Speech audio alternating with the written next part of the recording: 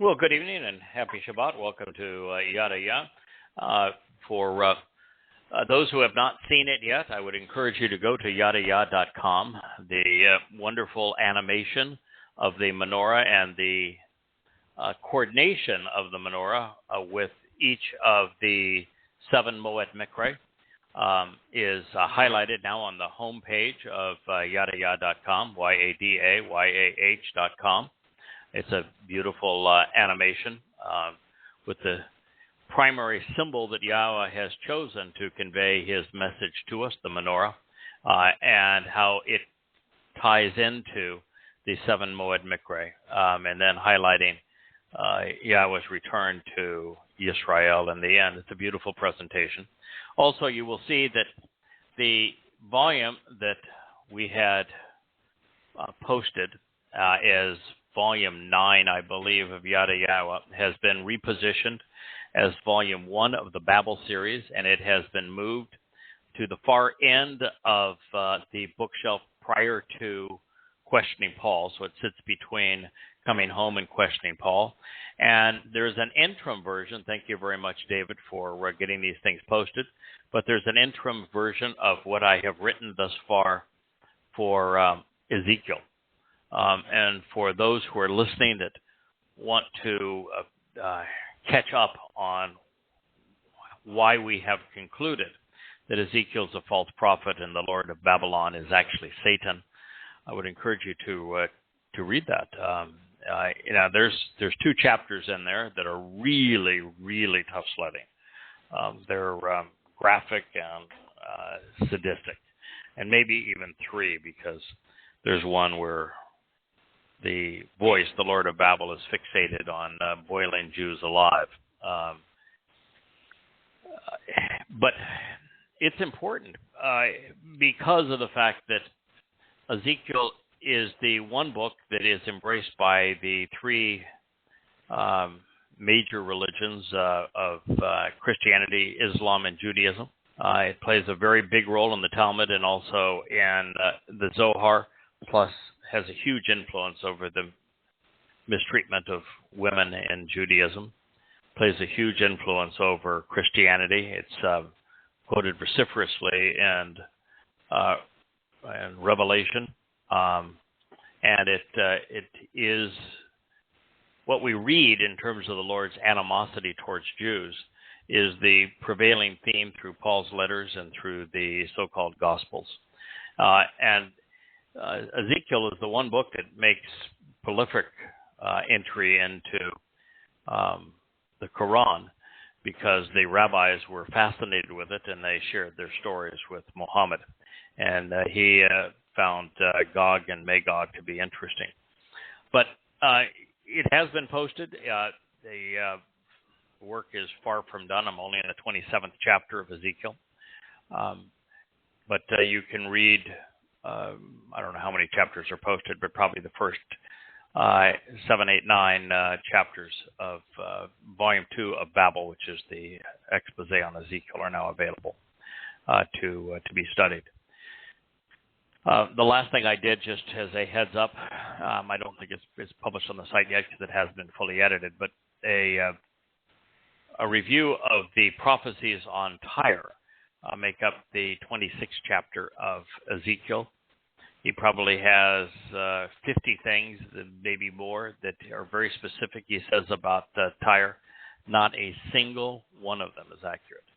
And it's not possible to make 50 statements about a city like Tyre and have every statement be false unless it's deliberate. It's just not possible. Yeah. So I concluded that they're all false. Every single statement that Ezekiel, Lord, makes about Tyre, because he is playing the same tune, which is trying to tell Yahweh, people are so stupid, they will believe a pile of lies over you. So why in the world are you so interested in saving these idiots whom I can fool with the most absurd lies? And it's just pathetic. There are some items in the news. First and foremost, I've been saying this now for probably better part of 10 to 12 years, that the United States deliberately and knowingly set a course for war between itself and Russia, using the Ukraine as a backdrop. And I've been saying this since we instigated the riots in the Ukraine, I think 2013, 2014, to prevail in switching Ukraine's financial dependence, because it's a graft-oriented country, one of the worst in the world, from Russia, which could afford underpinning Ukraine because they had pipelines where they could make certain that those loans were repaid, to switching it to the International Monetary Fund. And I spoke vociferously about what that was going to mean, but that was only a few $1 billion a year, and now we're squandering $100 billion a year, turning Ukraine into a war zone. But I predicted what it was going to eventually lead to, and talked about how the ultimate goal was to make Ukraine part of Warsaw, which Russia would respond to. It'd be like the Cuban Missile Crisis, but this time we didn't have wiser heads, and so the world would be embarked upon a nuclear war. Well, Medvedev, who was the previous leader of Russia and Putin's ally, announced this week that their hypersonic cruise missiles are fully deployable, and that the intent is to put them on Russian ships in international waters off the coast of Washington, D.C., and to put nuclear warheads on them. There's nothing the United States can do to stop them. And at the rate of Russian losses to U.S.-made military hardware in Ukraine, it's only a matter of time. So I want our listeners to know that the United States is responsible for this war, and that we are going to pay a very dear price for it. And it's not just on the crumbling of our economy. It's not just that we're going to lose our reserve currency status through the BRIC process because of the way that we have tried to control the world and sanction Russia. It's not just through the food shortages and the oil price increases and rampant inflation that this is all caused. It's not just the death toll of America arming the Ukraine in a proxy war. It's not just the death of truth, which the United States has orchestrated through deliberate propaganda and the silencing of opposing voices. It's going to end in a nuclear exchange. And it's not going to be thousands that will die. It's going to be millions. Speaking of people dying, Lapid, who I really dislike, told Netanyahu that by allowing his one of his ministers, who had a regular practice of taking walks on the Temple Mount, which last time I checked was a Jewish property, that by allowing him to do that, that people were going to die. The United States came out and even in the United Nations contemned Israel for allowing one of the ministers in the Netanyahu government to walk on the Temple Mount. Yet his crime was that he, as a Jew, took a walk on the Temple Mount. Wow. And the Muslim world is having a conniption fit, of course. One of the things that I just do not understand, and it has perplexed me since I wrote Prophet of Doom, claiming Jerusalem and the Temple Mount, the Dome of the Hopi Print, Alaska Mosque, and the Dome of the Rock, as Islam's third holiest site, is a complete and utter embarrassment to Islam. And I've just never understood why Jews are incapable of just coming out and saying it's all a farce, shoving it in the progressives' faces, shoving it in the face of the United Nations. Tell the truth, damn it. They claim it because Muhammad, when he was in Petra, not in Mecca, claimed that while he was in bed with Aisha, who was 9 years old at the time, and he was 53, that's pedophilia. Imagine, because of the satanic verses, where he admitted that all of Allah's messengers speak on behalf of Satan, that when he claimed that that there were many gods that would lead to Allah, they mocked him, and he needed an escape. So he imagined in his sleep that night that he jumped upon a winged ass and flew to Jerusalem to visit the temple and all of the Jewish big shots of history. Well, of course, Muhammad lived at the end of the 7th century. The temple had been destroyed by Hadrian and the Romans at the beginning of the 2nd century. It didn't even exist. Wild asses don't exist. Donkeys do not fly. Pedophiles do not get entry into these kinds of discussions. And of course, even when he got there, when the Dome of the Rock is the place where the wild ass then left with Muhammad on it to the Islamic heaven, and of course, en route to the Islamic heaven, guess what? Hell comes first. He announced that its inhabitants were all women hanging by meat hooks through their breasts because they didn't appreciate the abuse that men were giving to them. And of course, in Islam, obviously, since Muhammad never made it to heaven any other way, the only way you can get there is through Jerusalem. It is a pathetic story that embarrasses Muhammad, that embarrasses Muslims, that proves that the whole Quran is a fault, but that the claims on the Temple Mount are a total and complete embarrassment to the religion. It's obvious, it's undeniable. Why is it that Jews can't tell the truth and say, this is ridiculous? But no, they would rather try to appease the world and pretend that one of their own can't walk on the Temple Mount. Speaking of stupid, there's the head of NASA is saying that we need to really hurry to the moon, because if we don't hurry there, the Chinese are going to land a spacecraft there, and they're going to claim the moon is their territory, so we better get there in a hurry. Good grief. And people believe this stuff? What in the heck is wrong with us? I was reading a story where it was announced that, that Israel has the 4th most powerful military in the world. After the United States, whose military and spying mechanism is larger than the rest of the world's combined, and China and Russia, comes Israel. Mm-hmm. Now, they don't spend the 4th most on it, but they have the 4th most powerful military in the world. And all they're trying to do is stay alive. The Pope Emeritus, Benedict, crapped out this past week. There's a picture of him that was circulating. There's this, it looks like a plastic, one of those little plastic doll Jesuses that you'd put out there, and I wouldn't, that somebody would put out there in their Christmas manger.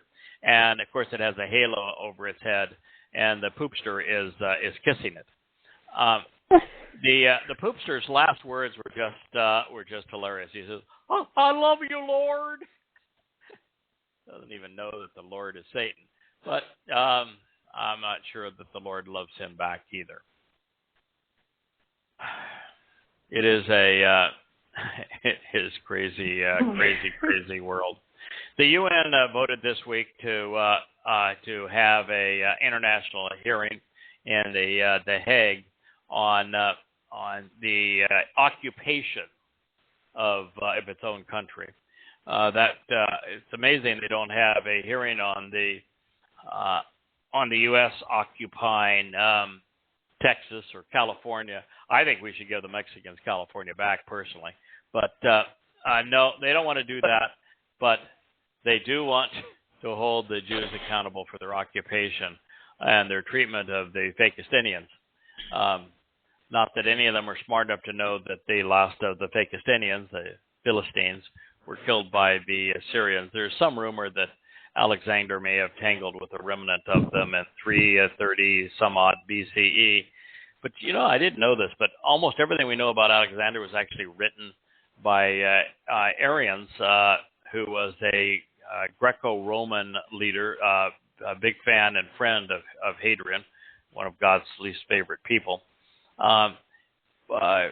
450 years after Alexander's death. So we don't really have much of a contemporaneous resource in that regard. But nonetheless, he would claim that it was a skirmish with the last outpost of the fake Justinians. But let's just say they actually survived the Assyrian assault in around 720 BCE. There was nothing left of them by the time Alexander finished with the last outpost. And therefore, there are no Palestinians, and there's no place called Palestine. It is a complete and utter farce, and it should be declared as such. Most of you know that I live on an island in the Caribbean. The island is about 85 to 90% black in terms of its ethnicity. About 5 to 7% Caucasian, the rest mostly Hispanic. And they're celebrating their second Christmas these past few days, which is nothing but a street orgy.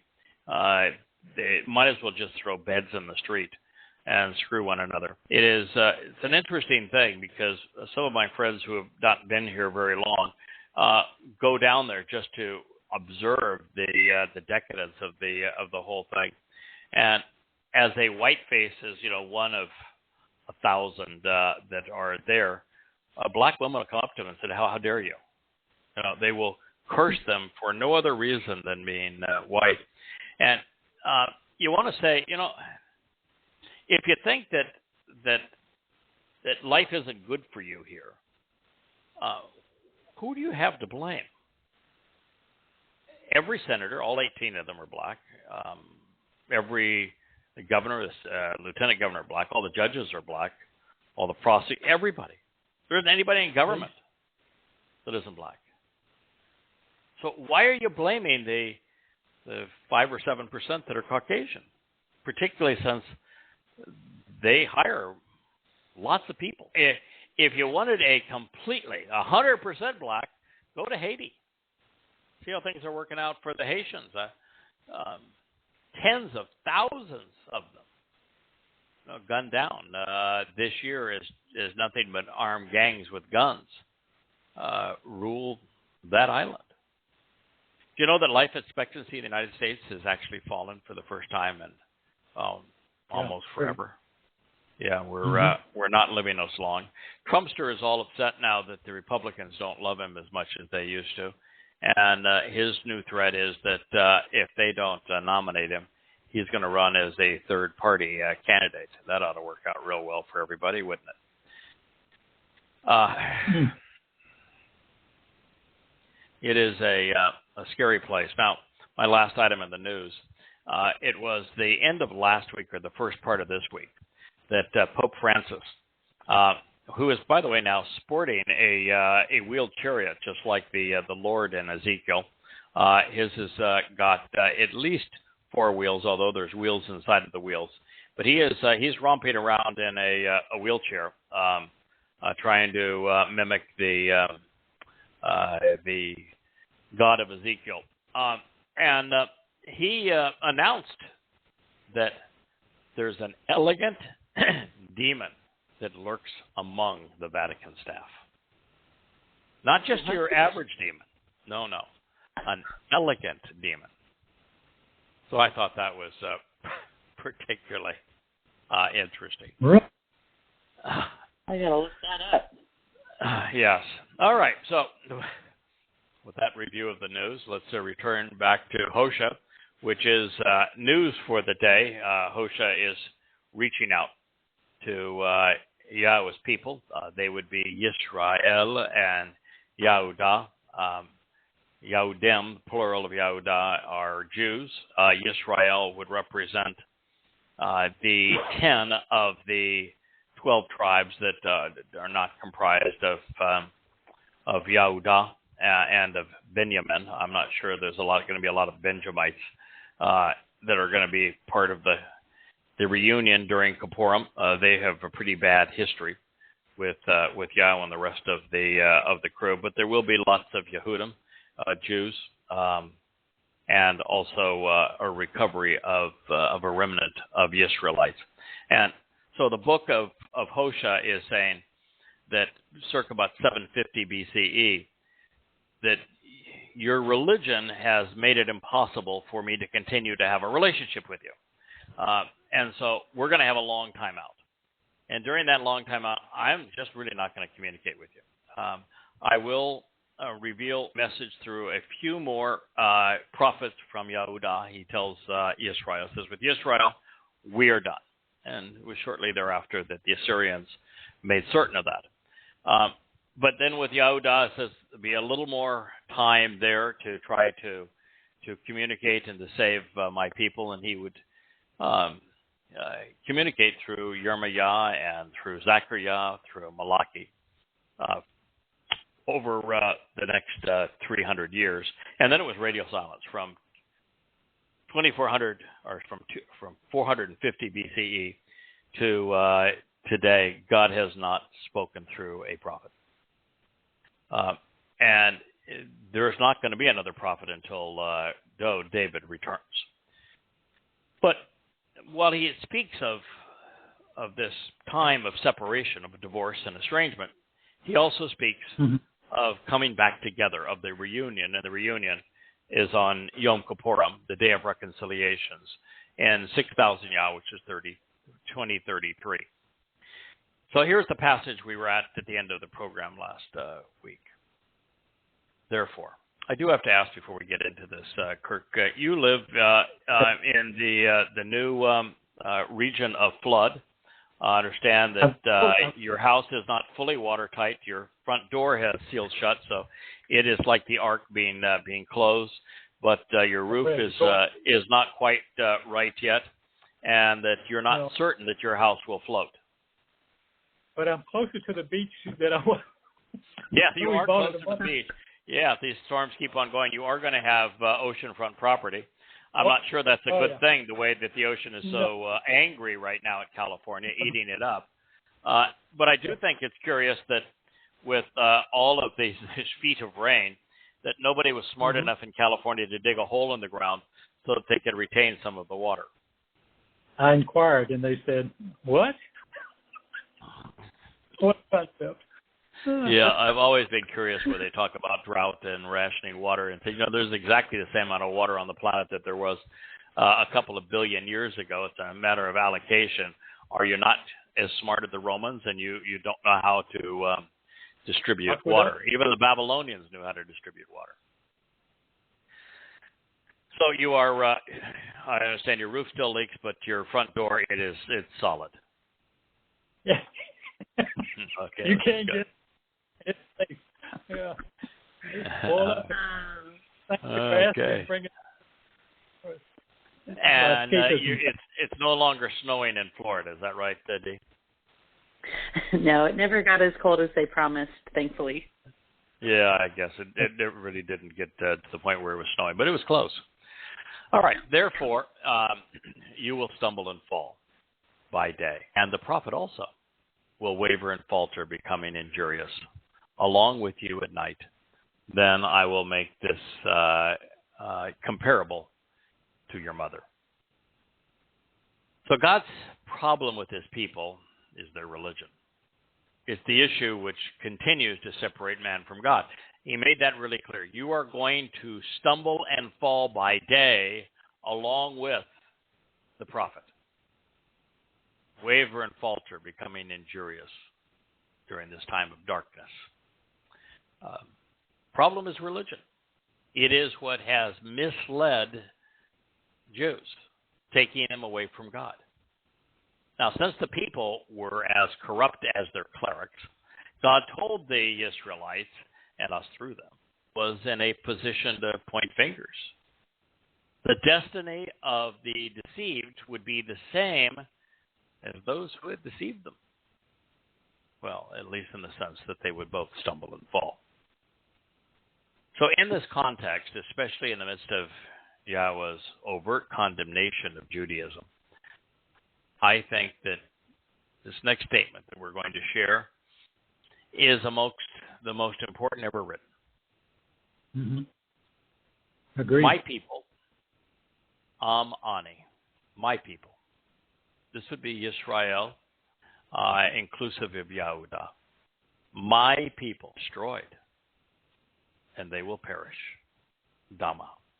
They are ruined and will cease to exist, having become the brunt of a sad story. It's written in the Nifl Perfect. The people have destroyed themselves and will suffer the consequence. In the Nifl stem, the subject both carries out and suffers the effect of the verb. The verb is destruction and perish. So they are destroying themselves, and as a result, they're going to receive the brunt of that and cease to exist. The perfect means that this happened during a period of time. That period of time could be 2,000 years, but it is not forever, which means there will be a time that they cease to be self-destructive. So my people are destroyed, and they will perish from a lack of understanding as a result of corrupted information. Bely ha-dayat. Bely means to deprive oneself of, to lack something, for something to be inadequate. And dayat is empirical knowledge. Bely ha-dayat, without adequate knowledge, having sufficient awareness, and deficient of discernment, lacking the will to recall what is important and the capacity to rationally analyze the data to comprehend it. It was written in the infinitive substantive. Being ignorant and irrational regarding these prophetic revelations has come to demonstrably, vividly define the Israelites over the long chasms of time.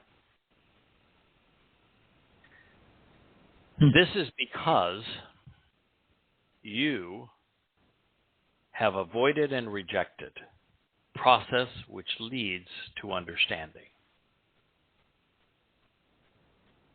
Most people don't have a clue what that means.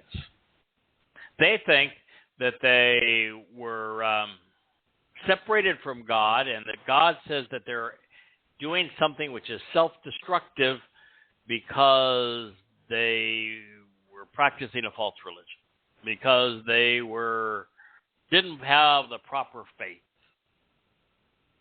because they were engaged in fornication and improper sexual behavior and were cheating on their husbands and spouses, so it must be adultery.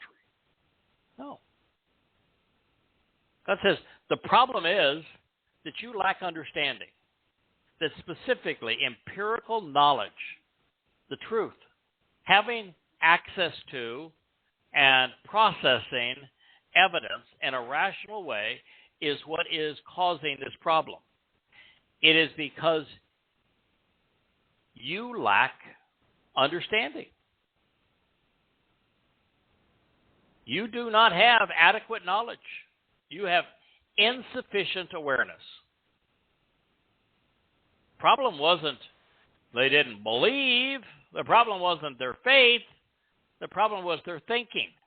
Evidence and reason are the only tools we have to come to know and engage in a relationship with Yahweh. Evidence and reason. Knowledge, which leads to understanding. Rationally analyzing the data so that we comprehend it. May I? Sure. Dayat, I looked it up just out of interest. It's an interesting for understanding, knowledge, wisdom, discernment. You have to go through this. It's the Delet Ayin Tall.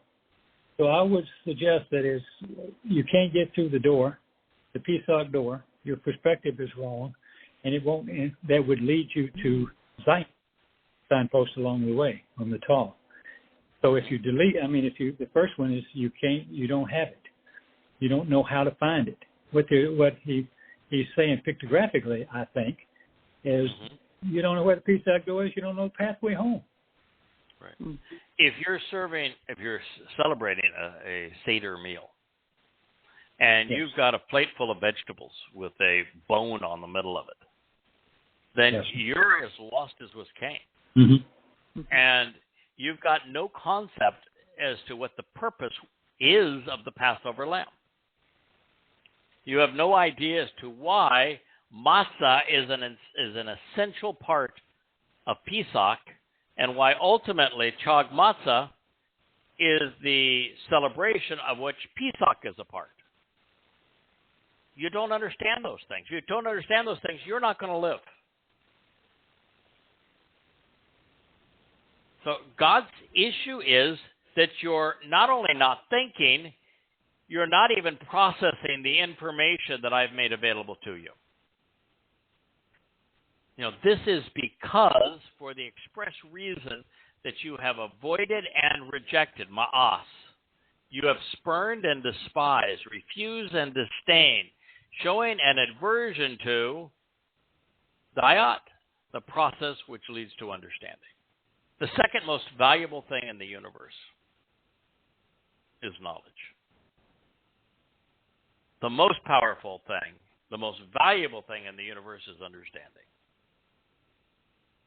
You won't hear that anyplace else. They'll tell you that love is the most important thing in the universe. No, it's not. They'll tell you religion or faith or some other such nonsense. Freedom, I don't know, whatever it may be. Patriotism, no. Valor, no. It's tolerance, no. According to God, the second most important thing in the universe is knowledge. Most important is understanding. So God's people, according to Yahowah, who's in a position to know, are destroyed and they will perish because they lack understanding as a result of corrupted information. And this is because they have avoided and rejected the process which leads to understanding. They've chosen religion instead. Therefore, I will constantly reject and avoid you from serving as my priests and ministers, especially on my behalf. Therefore, I will consistently reject and avoid you. Ma'as ata. I will actually disassociate from you, and I'm going to rebuff you. And avoid you serving as my priests and ministers, min ba'an, from acting as counselors and clerics. Why? Because you don't know what you're doing. The priests, and now rabbis, could no more direct a Jew to a knowledge of Yahweh's name than a man on the moon. There isn't one of them who understands the purpose of the 7 Moed Mikra. Not one. There's not one who could articulate the 5 conditions of the covenant, or even the 5 benefits. Not one. And if you don't know the value of Yahweh's name, if you don't know the conditions of the covenant, if you don't understand the benefits of the covenant, if you don't understand the integration of those 7 Moed Mikra, the invitations to meet with God, and how they pertain to receiving the benefits of the covenant and becoming part of God's family, then there is no hope. And there's not one. Not with all of their ugly gray beards, not with all of their big fancy speeches, hateful rhetoric. They're universally clueless.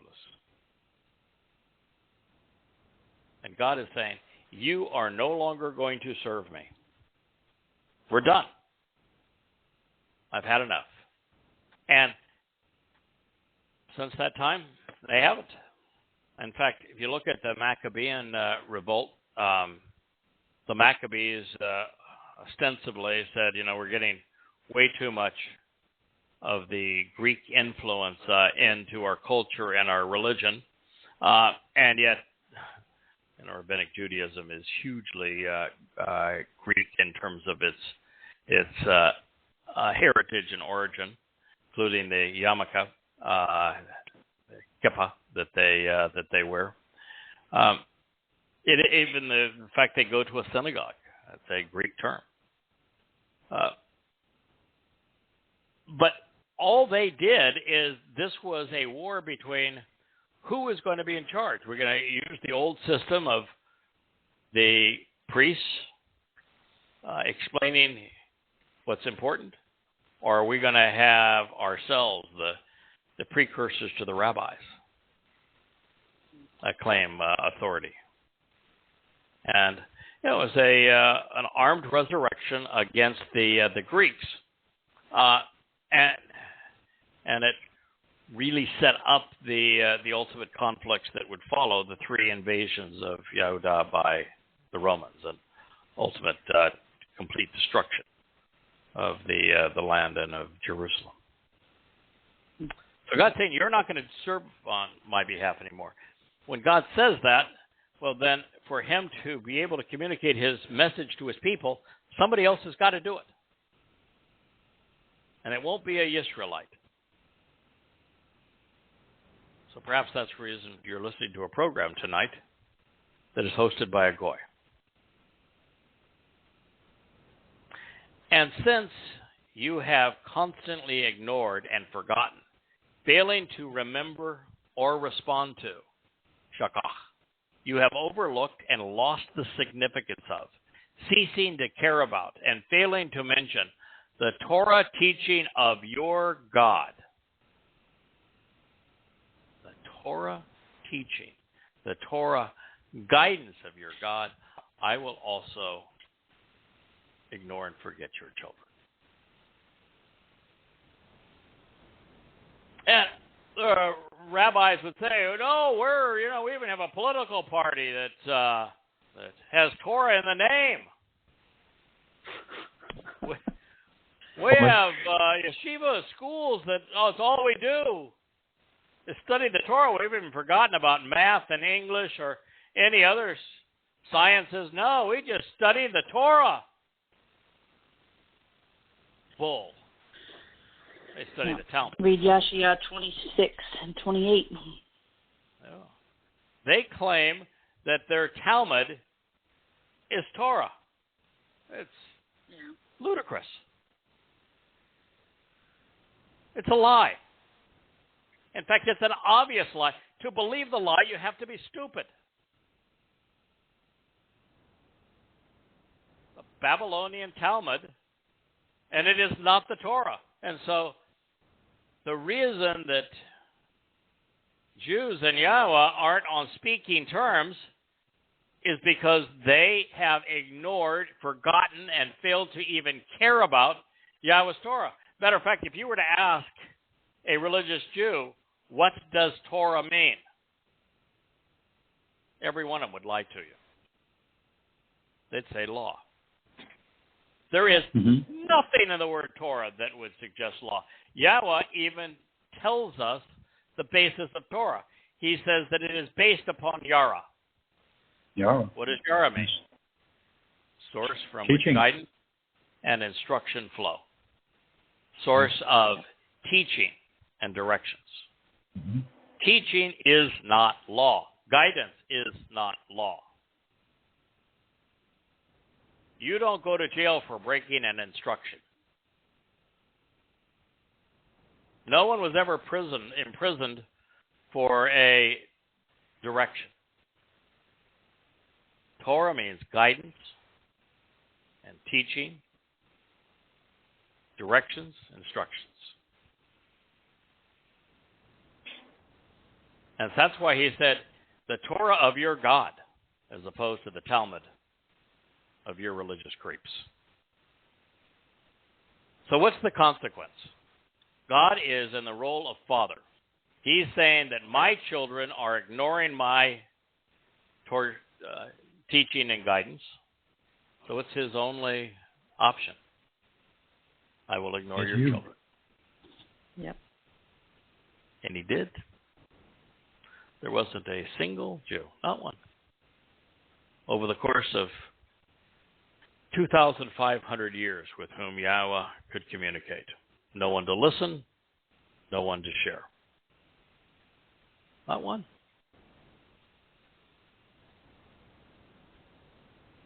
That's tragic. And so the only option was for Yahweh to reach out through a Gentile, which is what he has done. For religions based upon the Talmud, New Testament, or Quran, to emerge and grow in the shadow of this declaration, the men responsible for promoting them had to be willfully dishonest. You know, Jews carry the book of Hosea around in their Tanakh. They know it exists. They read from it. How in the world can you be so oblivious to it? Since the prophecies revealed by Hosea prove divine inspiration, it is a miracle that anyone believes any religion when we can and should know and understand Yahweh. You know, some people tell me, say, what do you believe? I don't believe squat. What's the value of believing? If you can know, belief is useless. And you can know. You can know Yahweh. You can understand what he is offering and expecting in return. You can know and understand that the primary thing that separates humankind from God is religion. Yes. So why would you want to believe? There are a few passages, statements, prophetic declarations, as important to God's people as this one. Ani refers to Israel. It means my family. These are the descendants of Abraham and Yishak and Jacob. Now, there are Goyim in God's family now. God lays it out that the Goyim who accept Yisrael, who engage on behalf of Yisrael, who accept the terms and conditions of the covenant as they're laid out in the Torah, who attend the Moed Mikre, that we have the same access to the covenant as do Jews. Yay. However, Yes. Yahweh's message is to his people. He only speaks of Goyim, of Gentiles, when we are supporting Yisrael, when we are negatively influencing Yisrael, when we're abusing Yisrael, or when we are part of the events of the last days as Yahweh is trying to reconcile his relationship with Yisrael. That's why I've had so much trouble with the last chapter I've translated on Ezekiel, the 27th chapters, about the color of the sails and the source of the wood for the mast for Tyre's boats, and you just go, so what? So what? Even if it were true, it's not. What would anybody care? God's interest is on Yisrael. If you don't like that, if you don't like Jews, then go away. Yep. God loves them in spite of themselves. And so Goyim only fit into this picture when they were either being lambasted by God for negatively affecting his people, like Christians and Muslims, or progressives, or were presented in this picture because we're supporting his people and therefore engaged in the covenant. Ani refers to Israel, the descendants of Abraham, Yishak, and Jacob. From the opening statement, Israelites have been the cause of Yahweh's angst, the focus of his condemnation, and the entire focus of his desire to reconcile that relationship. Now, this is so for a lot of reasons. First, Yahweh established his covenant with Israel, essentially adopting them into his family. They were destined to inherit everything God had to offer, but because they were so readily misled, unfortunately, they were disinherited for a while. Second, Yahweh liberated the children of Israel from Mitzrayim, known as Mitzrayim, to the people who still live in Mitzrayim, known as Egypt to those who prefer the Greek name. He revealed his Torah guidance to them on their way home. He spoke directly to them in their language. He even led them to the promised land in spite of their hideous behavior. And they showed no appreciation. And they very quickly abandoned God. Third, the Israelites were groomed and raised to be a shining example, the exemplar of what life could be like for those who listen to and trust Yahweh. Instead, they became infamous for being belligerent, rebellious. The realization that they did not listen, that they pursued the ways of the Gentiles, worshiping false gods and giving homage to arrogant kings, it broke Yahweh's heart. Our Creator and Father would watch as those he sought to love were humiliated and abused by those he asked them to avoid. It's so very sad.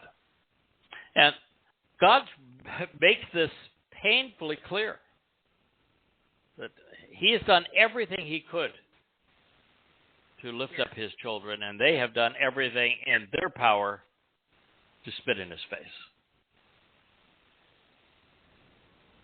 It's the saddest story ever told. And yet, not because of them, because of him. He's going to reconcile this relationship. He is calling his people home. I don't think there'll be a lot. And I don't think God cares that there aren't a lot. But if you want to be among them, it's time you walk away from religion, from politics, and embrace Yahweh.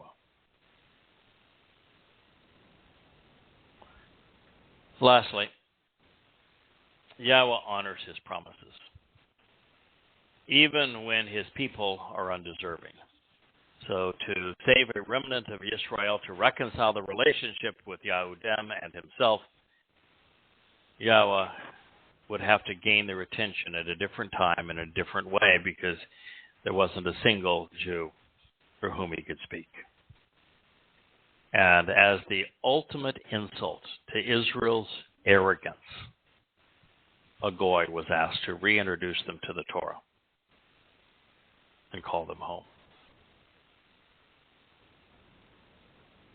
Apart from Yahweh, human souls are dama, they perish. And a strange nephesh consciousness, dama, ceases to exist. This is one of the most vital lessons we can learn from God. And it is at the forefront of this declaration. God is telling us that for the thoughtless and for the faithful, there is no eternal life in heaven. Nor is there everlasting punishment in hell. Neither of those will come upon the thoughtless or the faithful. Instead, they will earn nothing. They will receive nothing. And while this may not register with some of our listeners tonight, it is essential to our understanding of Yahweh. If instead God had created a paradigm wherein those who were unaware of him, who were misled about him, or even who chose to reject him, were eternally tormented in hell, he'd be rendered unlovable and sadistic. But this religious perception is not reality. That is what we learn from Dhamma. Sheol, which we call hell, is reserved for those who deliberately mislead others and abuse them. Rabbis will be very popular in hell, as will be priests and pastors and imams, and a lot of politicians. Those who mislead others, particularly Jews, via religion and politics, patriotism, militarism, social education, culture, or conspiracy, their punishment is not only deserved, recompense is the only way to be fair to those they have harmed. The founders and principal catalysts for religion will all be there, along with the list of emperors and kings, popes, pastors, imams, and rabbis. Now, we have all been invited to enjoy eternal life in Shammai in heaven with Yahweh. Even though as few as 1 in a million will accept God's offer, we avail ourselves of this opportunity by listening to Yahweh, by reciting His Torah, by reading His prophets and Psalms, and then, of course, by responding appropriately to the 5 conditions of His Bereth and answering His invitations to attend His 7 Mikre. Mikre are the 7 invitations that we are invited to attend. Pesach is the first of them, for the purpose of living forever, opening the doorway to life. Matzah, the most important of them, which is not even celebrated anymore in Judaism, but Matzah is the single most important day of the year for us. It is the day that the fungus of religion and politics is expunged from our souls, so we appear perfect in God's eyes, so that when we are immortal, we're still capable of entering God's presence. Bakorim is firstborn children, which is to be adopted into Yahweh's family once we have been made immortal and perfect. And then on Shabuah, 7 sevens later, we are enriched, we're empowered, we're enlightened, so that we can be effective witnesses on behalf of Yahweh and convey His message to His people. The most important time to do that is on Towrah. Towrah is the date that I received this calling. Towrah is the event that we live part of the Yada Yahowah program 7 days a week, 52 weeks a year. Towrah means to call out a warning and to express the good news of Yahweh's message. It is the date that the rabbis have corrupted to the Babylonian Rosh Hashanah, head of the year. This leads to the most important day on God's calendar from God's perspective, Yom Kippurim, the day of reconciliations. It's not the day of atonement. It's not the high holy days. It's not a day to afflict one's soul. It's not the day to enter a fast. It is the day to celebrate our relationship and the reconciliation of our relationship with Yahweh. It is a date whose fulfillment is certain. Yom Kippurim, year 6000 Yah, October 2nd, 2033. Yeah. October 2nd, 2033, when at 6:22 p.m. as the sun sets in the skies above Jerusalem, Yahweh will return with the most amazing man in human history, David, who is the Messiah, the King of Kings, and our shepherd. Yes. This leads to a return to Eden, where we camp out with Yahweh during Sukkah. This whole 6,000 years from the time we were expelled from Eden to the time we return is all orchestrated so that Yahweh can restore the earth without the influence of religion, without the influence of politics, without militarism, without conspiracy. So it is just Yahowah and his family, celebrating Sukkah for 1,000 years, to which time we will then witness the creation of a new universe. And these 7 Moed Mikre provide the 5 benefits of the covenant, which are eternal life, being perfected by God, being adopted into his family, being enriched and empowered, and therefore being able to live with him forever. And we receive these benefits, as I said, not only by capitalizing on the benefits of the 7 Moed Mikre, but also simultaneously accepting the terms and conditions of the covenant, to walk away from religion and politics, to walk to God through this Moed Mikre, Pesach and Matzah in particular, and allow him to perfect us,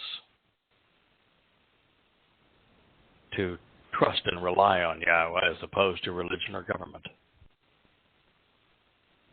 to closely examine and carefully consider these specific terms and conditions of the covenant.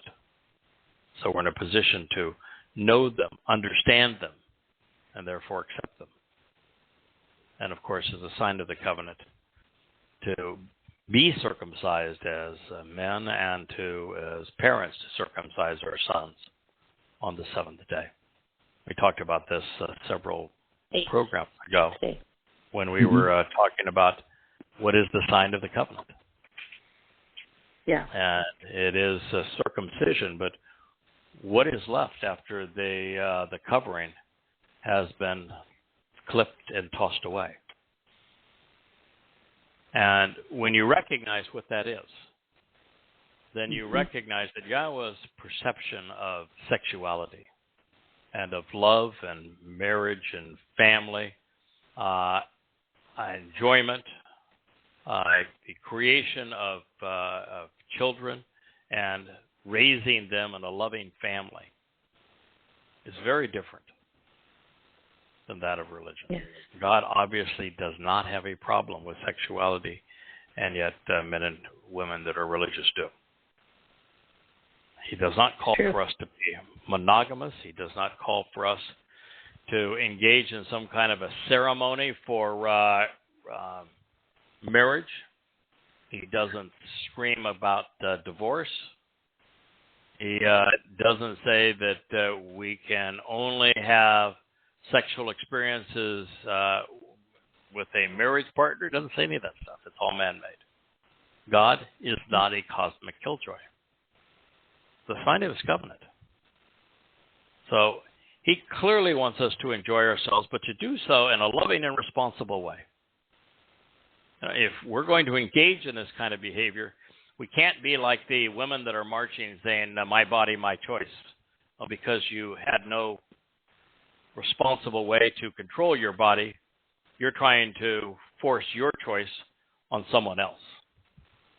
Yeah. No, God wants us to be responsible. If you're going to engage in this kind of behavior, then you'd better be doing it with somebody you want to spend some time with, because you might well conceive a child, and that's the greatest blessing of all. But that requires a committed relationship and an opportunity to create a loving and supportive home.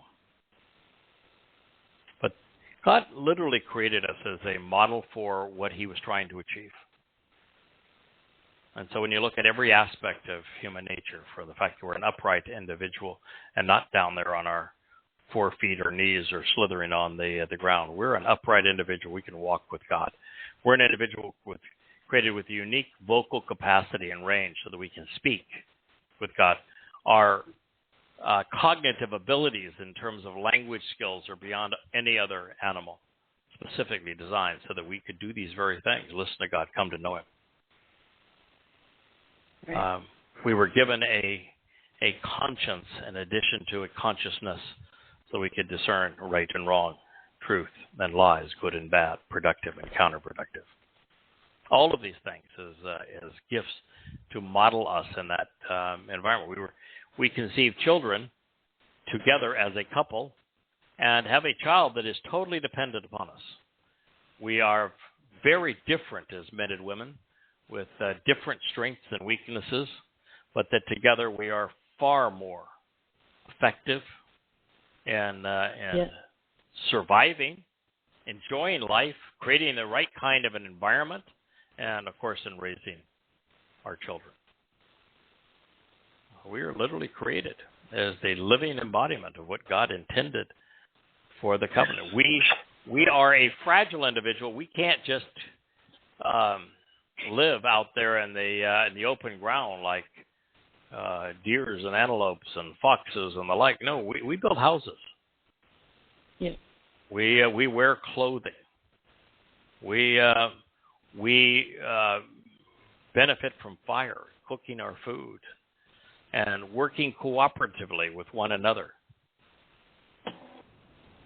So we are made to resemble what God is trying to offer us in this covenant relationship.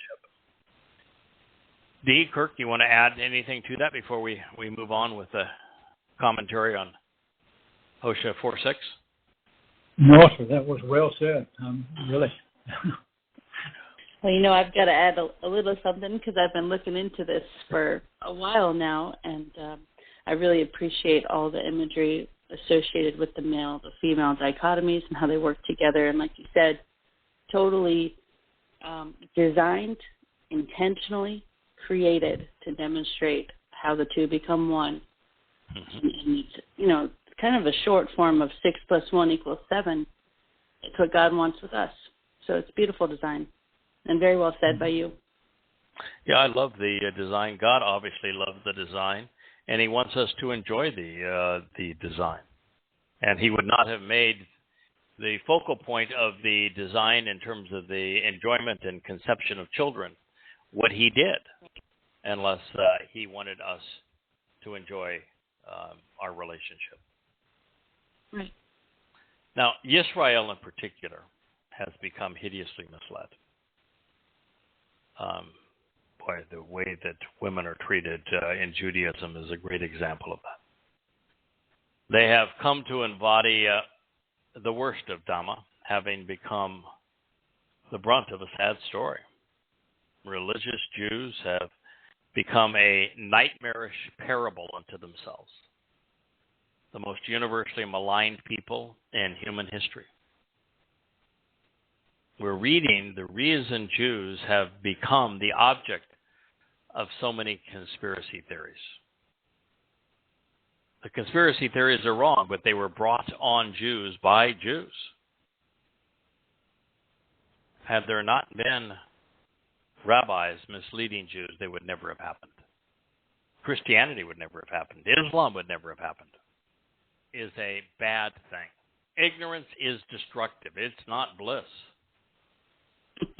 God's people have fallen, just as humanity at large, because far too few have understanding. This is due to a whole host of factors, including being inundated by the religious, political, and conspiratorial and their corrupted information. Those who Bely ha-dayat are without adequate knowledge. If you don't have adequate knowledge, there is no path to understanding. They have insufficient awareness to even be discerning and thoughtful, which is why most believe and why the world is awash in unfounded opinions. One of the great challenges today is information is so prevalent that without a filter, without being discerning, without being judgmental, you have no way of determining what's true or false. I mean, I've sent articles all the time, and I read the first opening paragraph and said, no, that doesn't pass the sniff. That clearly is not true. Somebody is off on wild goose chase. And after a while, if you know who Yahweh is, what he's offering, what he's rejecting, it actually becomes pretty easy. When somebody wants to tell me this great story, I'll say, no, not true. Let me explain to you why it's not true. But most people are incapable of doing that. The reason that politicians prevail is their audience is ignorant and irrational. The reason conspiracies prevail is their audience is ignorant and irrational. The reason that religions prevail is because most people are ignorant and irrational. That sounds harsh. It's true. Go ahead, Kirk. No, I was saying, don't you think that that's what makes it so easy later if you read enough of the concepts that you find only really in Yada Yahowah and all these volumes.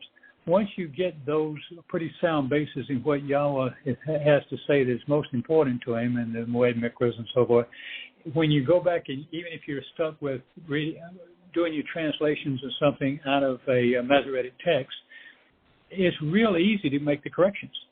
You know that's not true. You know, yes, it can't translate it that way.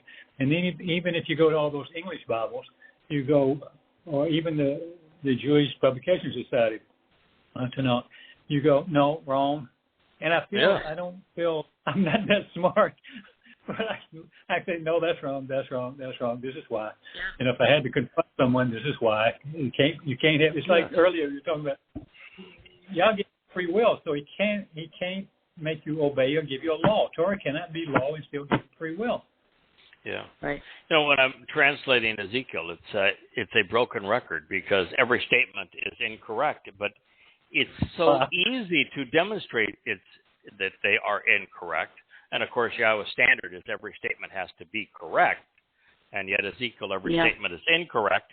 And you wonder, how is it that theologians and apologists for these religions write articles and say, well, the prophecy was fulfilled, when every aspect of it's false.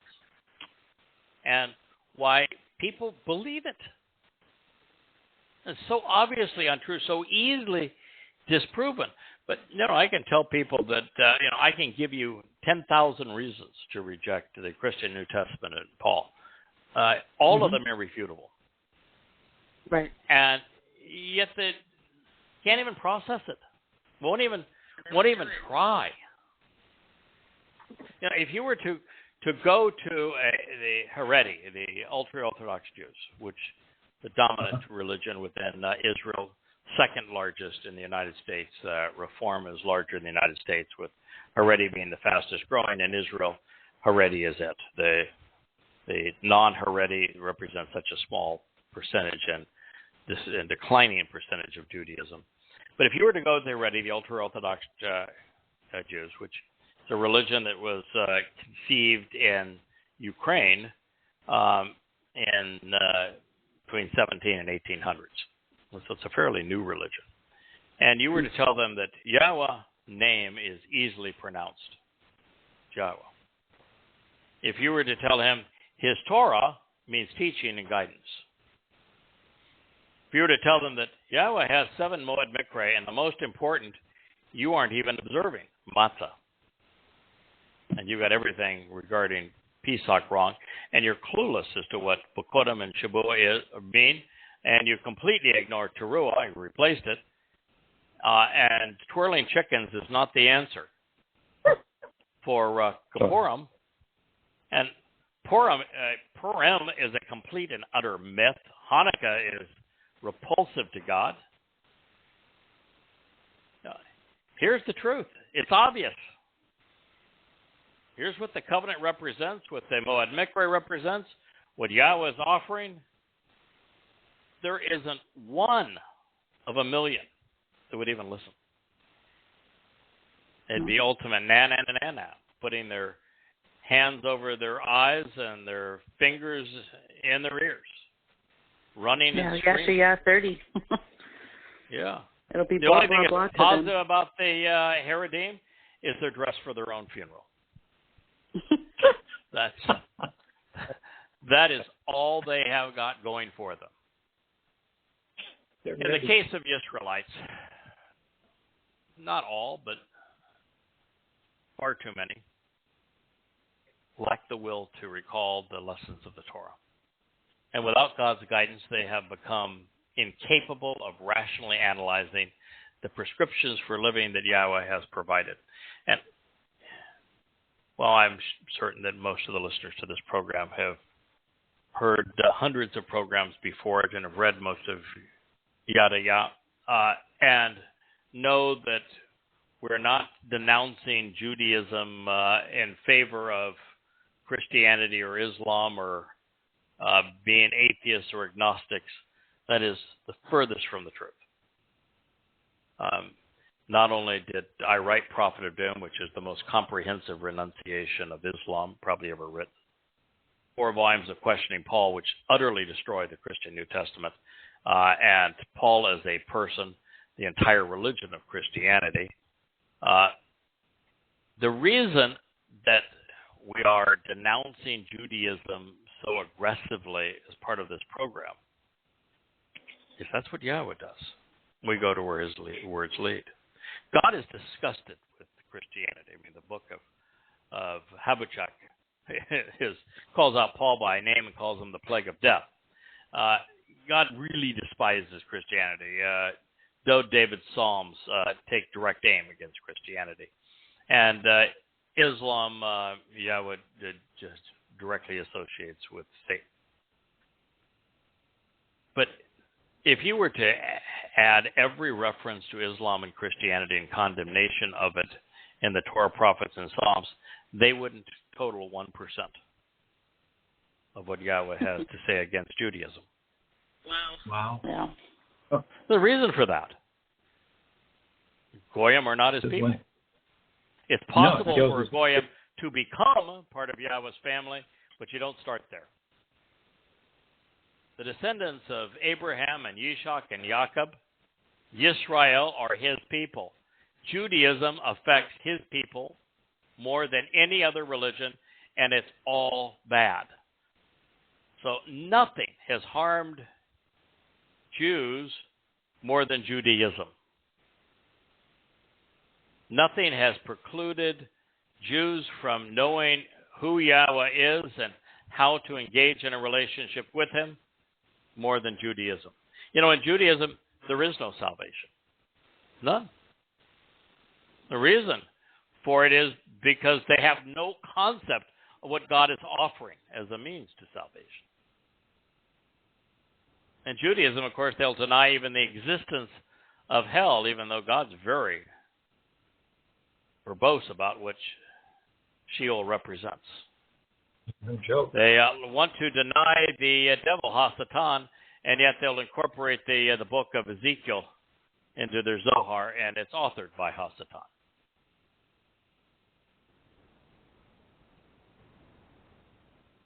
So, contrary to what the religious believe, we must think our way to God. He is not found at the end of faith's multicultural rainbow. Do not lead from God. In fact, all spokes on a wheel through centrifugal force lead away from him. Yahweh's Torah is comprised of his teaching, his guidance, his instructions, and his directions. It does so that we are suitably educated. You must be educated to know, and you must be disciplined in your education so that you can transition from knowing to understanding by making the proper connections between things. But when God's dissertation on life, ma'ash, is neglected or worse, rejected, then there is no dyat basis for understanding. Or worse, when there is no dyat basis for understanding, what's left? When knowledge is rejected, before we can even make the connections that are associated, needed to comprehend Yahweh's approach to life, then there is no hope. We cannot distinguish between right and wrong, or differentiate between good and bad, or discriminate between the teachings of God and the edicts of man without access to verifiable information. And then we must have the will to exercise good judgment regarding it. Every single rabbi claimed to serve God is lying. The same is true for every pastor and priest, every minister and theologian. Not one knows Yahowah. In fact, they have all avoided him as he has rejected them. Yahowah designated specific instructions, well-defined rules to serve him and his people. Now, these initially included the Cohen priests. All of the Loi were asked to educate God's people and help them understand his instructions so that they could attend his mikveh in a way that would benefit them. But when the teachers forsook their education, they became useless, and therefore God discarded them. Well, this prophecy clearly states that there was a reason behind the demise of the Cohen. There really is more to the story. The Israelites had rejected Yahowah to the extent that they actually replaced him. They had no interest in listening to their God because they preferred the myths associated with the gods they had purloined from the Goyim. Yeah, that God of Judaism, who the Haredim will say deliberately tests and annoys men so that they have the chance to prove their righteousness, is not the God of the Torah. God only tests us on one thing, and it's an open book test. Do you know the conditions of the covenant? Do you know that he has invited us to attend the mikveh? Do you know his name? He's not taking the Torah and the prophets away from you as you engage in this test. It's an open book test, but you got to know where to look. You have to care enough to look. You got to throw away the Talmud and the New Testament and the Zohar.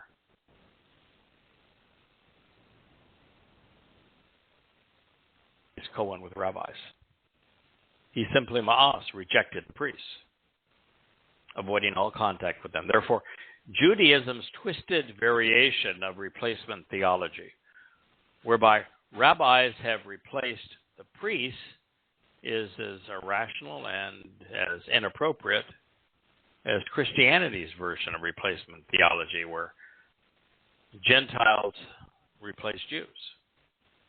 Well said. So when Roman Catholics usurped the priestly title, they were unwittingly demonstrating that they were not ministering on God's behalf. Think about that. Yeah. In Judaism, the myth that rabbis draw their authority from God is as errant and deadly as is the myth that their Talmud is an oral Torah. Yahowah disowned his people, disinheriting and divorcing Israel because they constantly ignored his Torah. Now, God's Torah is more than what they call the 5 books of Moses. And those books are exceedingly important. And it's in Bereshith that we find the terms and conditions of the covenant. They're all listed there in Bereshith.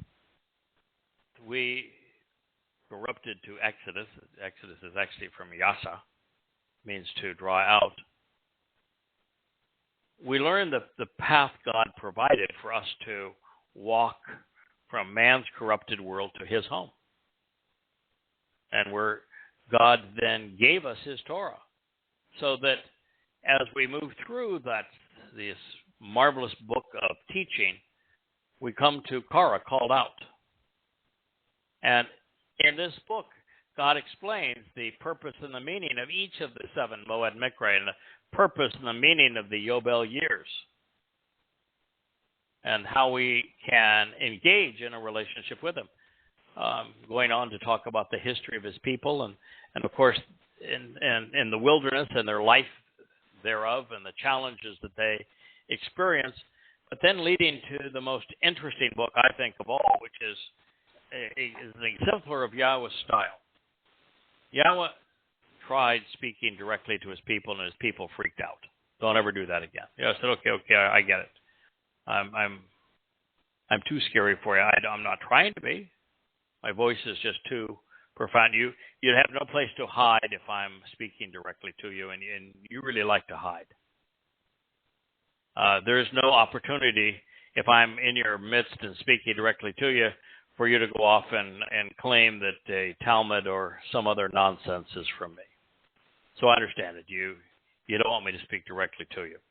So Devarim is a really special book because it's just so Yahweh. And Devarim, there's only one voice. The voice is Moshe's.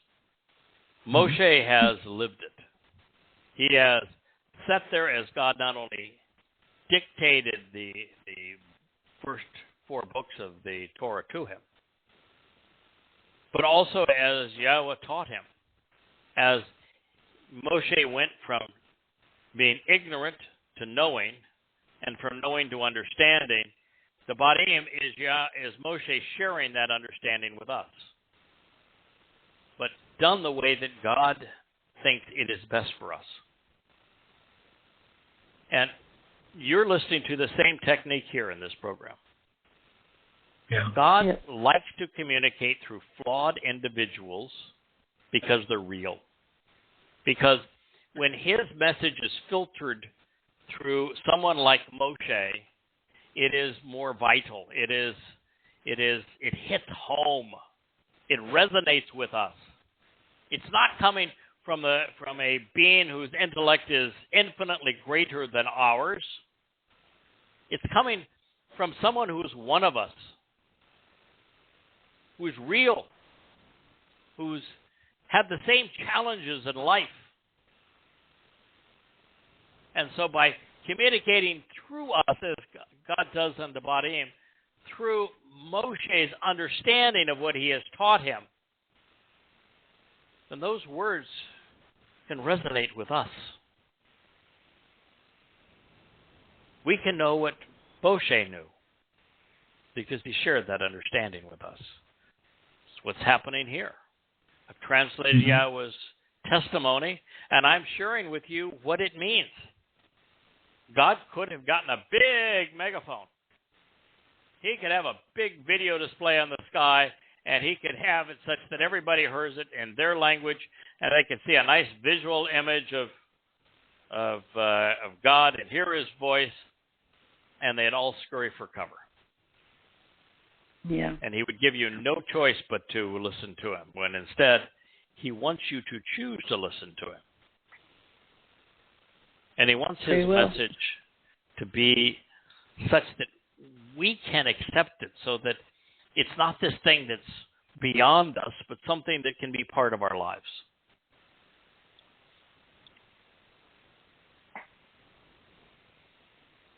And in doing so, if God picks somebody that has challenges with their spouse and challenges with their children and has grown a few gray hairs along the way and has fought some battles and won some and lost others and had to develop some grit, been mistaken and tried to correct what they have done that's been wrong, then that's the kind of person that God wants to work with, particularly if they're dedicated and passionate, committed to the truth. What you're listening to tonight. It's what Yahweh did with Moshe. Now, there's a big difference between Moshe and what you're hearing tonight. Moshe was a prophet. Every word that he said was inspired by God to be precisely accurate, although with his personality oozing through them. Same thing was true with Dod, with Yashayah, Yirmiyah, Hosea, this book we're reading now. All of them with their own personalities coming through, their own unique insights to what they had seen. And what you're listening to now is the voice of a witness. Yep. Someone who has listened to each of those prophets, contemplated what they had to say, discerned who was not a prophet, what things are not true, Christianity, Judaism, Islam, progressive thought, who's had some successes and some failures, and is very passionate about what Yahweh revealed through his prophets, communicating in a way that should resonate with people living today in the lingua franca of the world, the language that most Jews speak. And doing so in the way that God prefers. Once a week, for an hour and a half, we do this program. And yet, 10 to 12 hours a day, 7 days a week, we translate his testimony and comment on it. The written word is Yahweh's preference. We do this program on the spoken word to help draw your attention to the written word. Yes. And so we strongly encourage you to go to yadayah.com. If you're been drawn to this program through the efforts of those who, like Dee, are engaged in social media outreach, it is all for a singular purpose, to draw your attention to the Yada Yah website. There, every one of these books is available in its entirety for free. There are wonderful resources. We not only don't charge anything, we wouldn't take your money if you threw it at us. All we want is for you to have the opportunity to know the truth. We want you to know that religion is bad and that a relationship with Yahweh is good. So all of those books on the shelf, go to yadayah.com. See the beautiful menorah that Jackie gifted to us. See all of those books that David has managed to put on the shelf and to have so beautifully presented and accessible. And if you're just beginning, take down the first book, An Introduction to God, Words, the first volume, and begin there. It's all there for you. The volume that we're speaking from now happens to be the 8th volume. It's called Separation. On the cover, there's a picture of the Arch of Titus as you'd go towards the Colosseum in Rome, showing the diaspora and the enslavement of Israelites and them actually carrying the menorah. Separation from God and from home. Read it if you are Jewish. You want to know what God had to say about Judaism and about this time of reconciliation.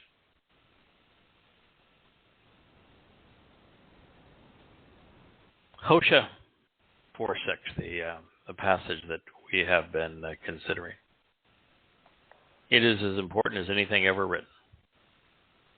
My people are destroyed because of their ignorance, because they're unaware, because they do not understand. What's the solution? Shed your ignorance. Read the Torah. Come to know Yahweh. That's the remedy. It is the antidote. And it's not just the remedy for death and dying and the vanquishing of one's soul. It is the doorway to eternal life as a member of Yahweh's family, inheriting the entire universe. A doorway to dimensions beyond those that we know. To the entire universe. The opportunity to sing songs with Dod. The opportunity to rub shoulders with Moshe. Not as an inferior, but as a brother.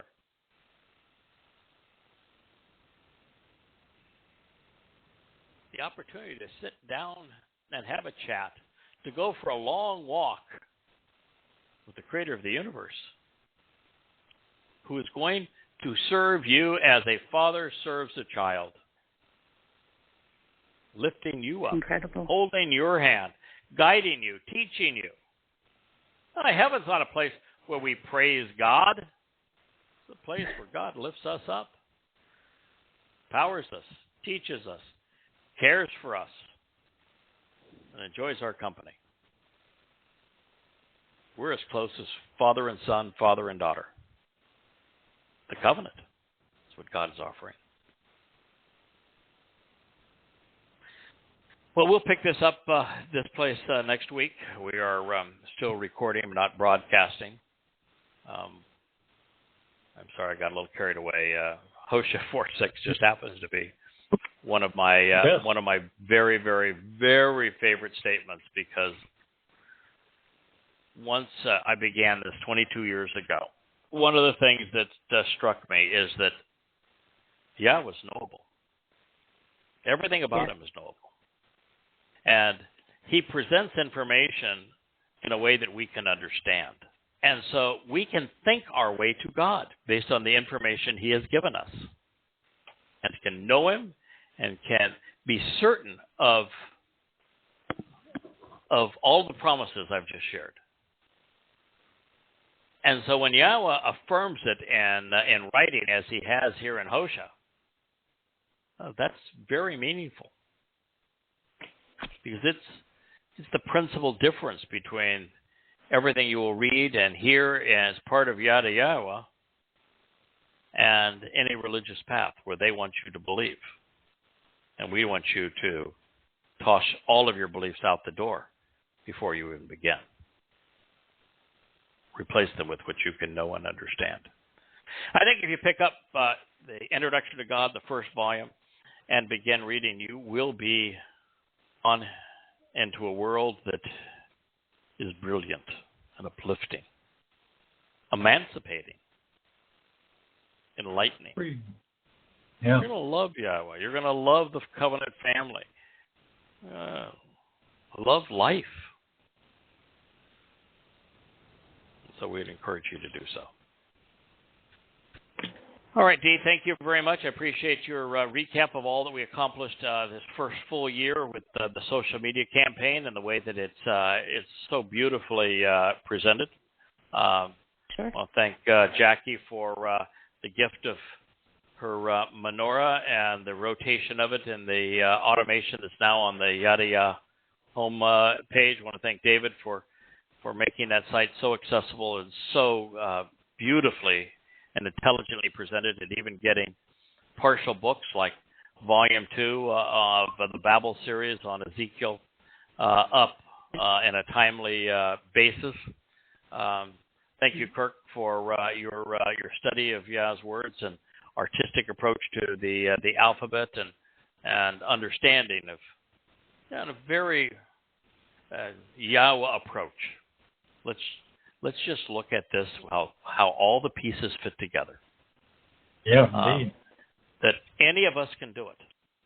And we'll be led to exactly the same conclusion. There is no controversy here. No, no conflict. Yeah. So I want to thank you all, and we look forward to being with you this time next week. May Yahweh bless. Good night. Good night. Good night.